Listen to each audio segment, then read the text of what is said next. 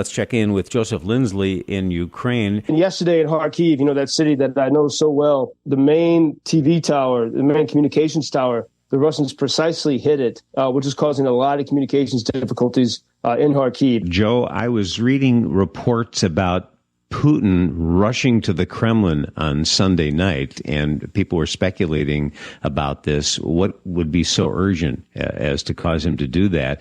Did it have anything to do with the aid package passing? Have you heard anything about that? Bob, good afternoon from LVIV.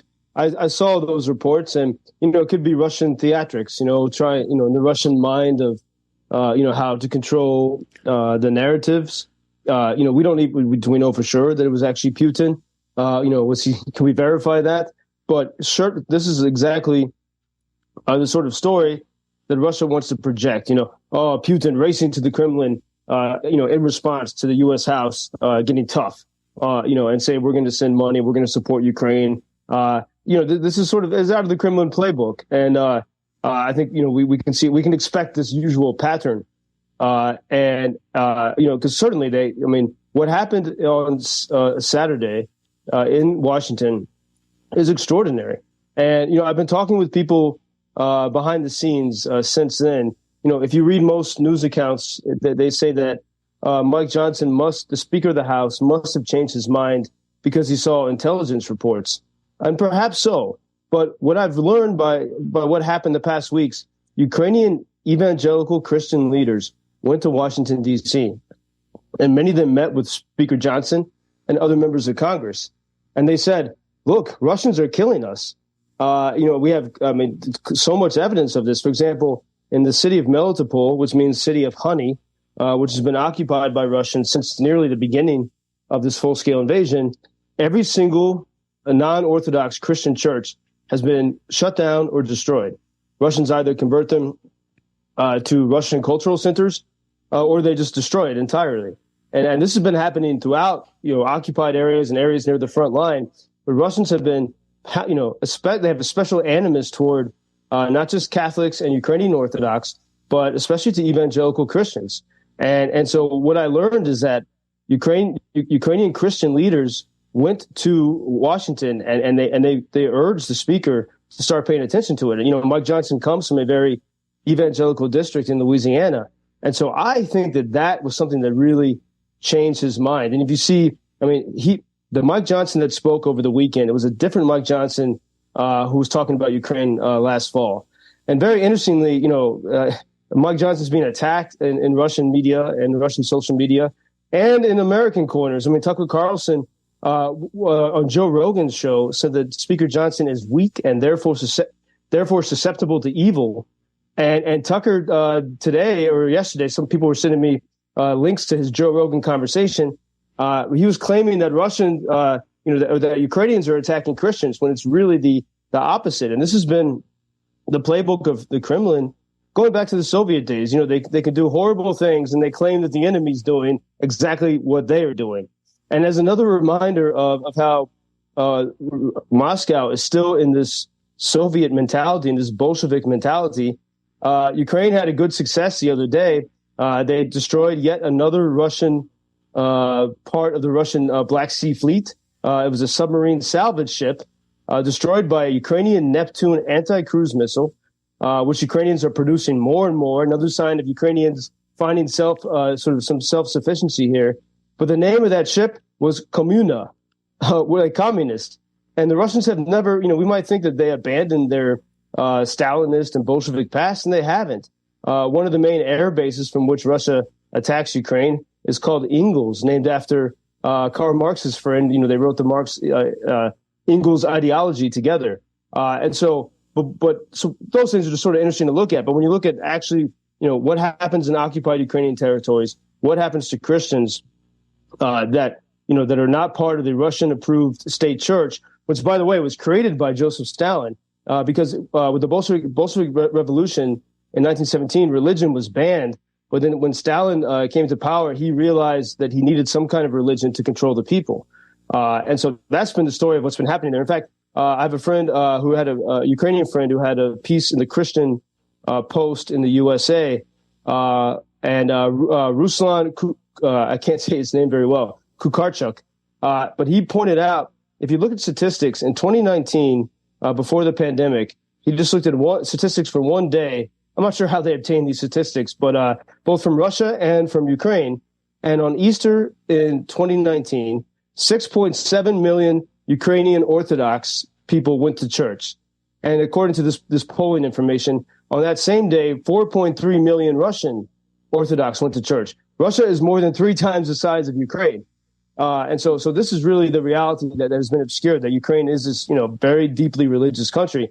And in fact, today is St. George's Day, which is the patron, the St. George is the patron saint of Lviv. There's a big statue of St. George slaying the dragon.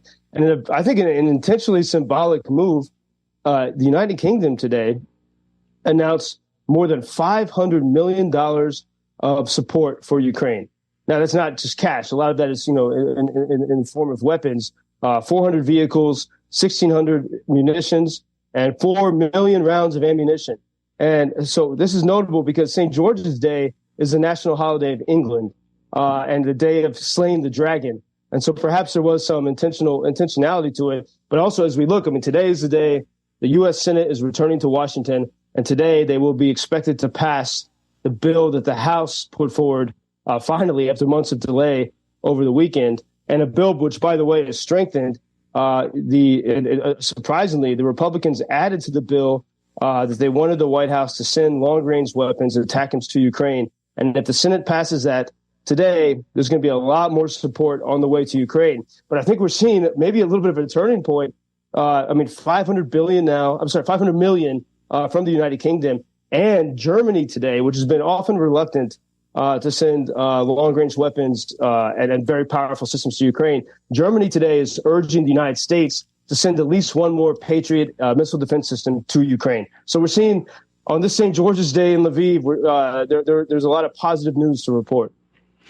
Yes, that's the largest ever package for Kyiv that the United Kingdom has ever sent. And I'm surprised we're not hearing more about that in news reports today. Maybe we will, because the British Prime Minister will be talking about that, I believe, in Poland later today. So that should be bigger news. Aren't you surprised we haven't heard more about that so far?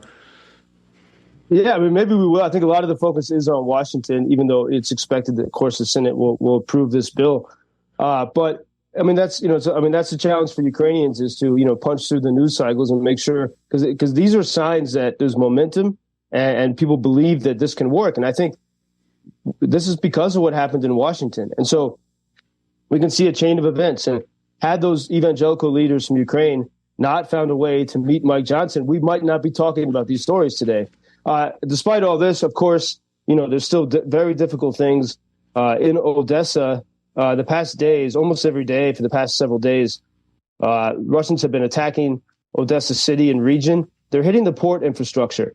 Ukrainians have been exporting more grain through the Black Sea now by fighting back than they did when they had the deal with the United Nations and Russia.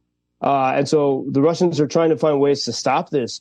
But the trade is flowing to the Black Sea. And so the Russians the past few days have been pounding port infrastructure and other types of, sort of grain supply infrastructure there in Odessa. And then yesterday in Kharkiv, that city that I know so well, it was it's often difficult there. This beautiful spring day, the main TV tower, the main communications tower, the Russians precisely hit it, which is causing a lot of communications difficulties in Kharkiv. And I saw a video from friends from their office, and you just see this one of the tallest structures in the city falling over. And the Russians know, that the strength of Ukrainians is their ability to communicate with each other. And so that's something they're trying to take out in Kharkiv. Yeah, I saw that video myself. Well, let's hope the momentum still swings your way there, Ukraine. Thank you, Joseph. We'll talk to you tomorrow. Thank you, Bob. I'm running to catch a train. Until tomorrow. Safe travels. Thank you for introducing Ukraine on your social media pages. That's very important, that much more people can get more information about the situation here and how everybody can help Ukraine to stay stronger and to save all the world. Що сказав? Well, which side are you on? На чьей ты стороне? Come on now. Oh, which side are you on? На чьей ты стороне?